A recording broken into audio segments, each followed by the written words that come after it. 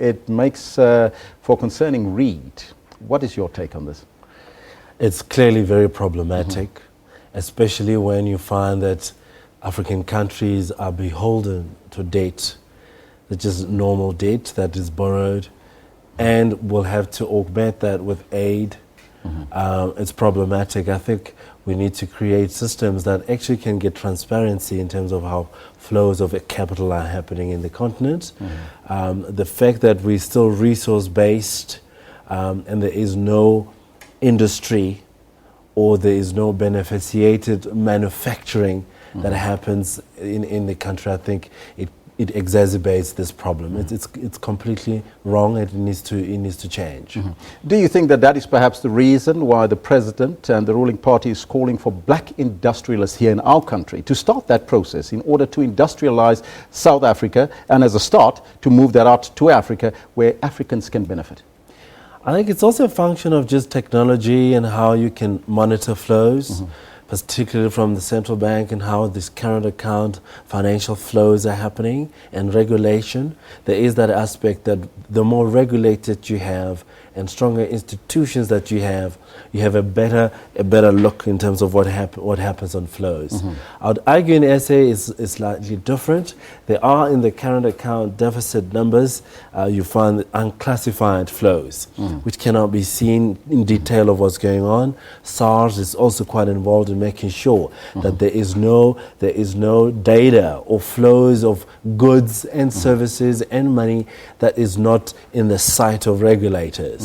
So from an SA perspective, I'd argue it's a very different outcome, which suggests that we will need other African countries to have strong central banks, to give revenue services that are also on top of things and use technology a lot more intensely.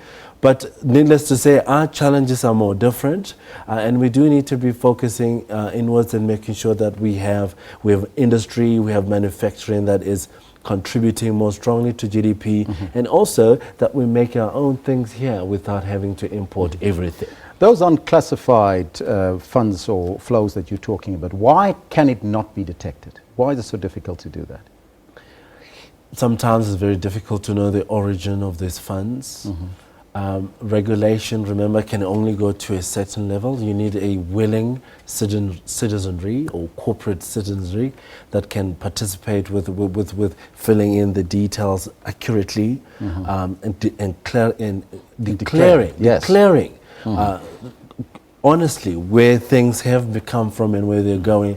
So there's a lot of effort that's been put to that, but it's a two-way stream. Regulation can get to some point. Technology can help to get to the detail of what's going on, but they are unclassified. And it is accepted in economics that you can have all the details of what's going on, and there's a huge amount, which can prove to be a huge amount, on unclassified transactions. You're also suggesting that we need stronger central banks on the African continent. Does that then suggest that we work in silos and that there's not almost like a template where everybody works on the same level? I do think that there has been a silo developmental outcome that is happening in Africa. I think about it, African economies are constructed to have more than 90% of its raw materials exported outside the continent, not within the continent. And in it, it expresses the idiosyncratic, specific disposition of every one of these countries, and we need to have a lot more inward-looking focus. That's why the regional economic constructs are more important.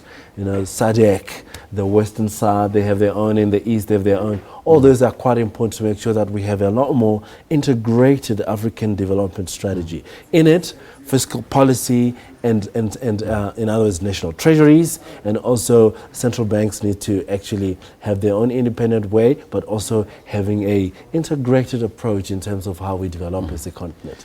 Is economic growth being constrained by these illicit outflows out of the continent? Most definitely.